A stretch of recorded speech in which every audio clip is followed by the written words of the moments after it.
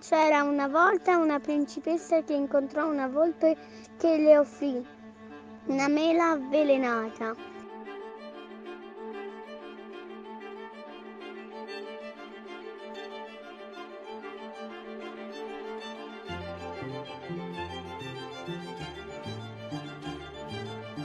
La principessa si tramutò in un albero.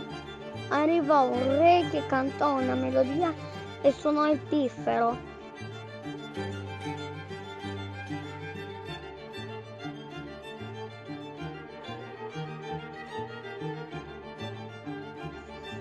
La principessa si svegliò e vissero tutti felici e contenti.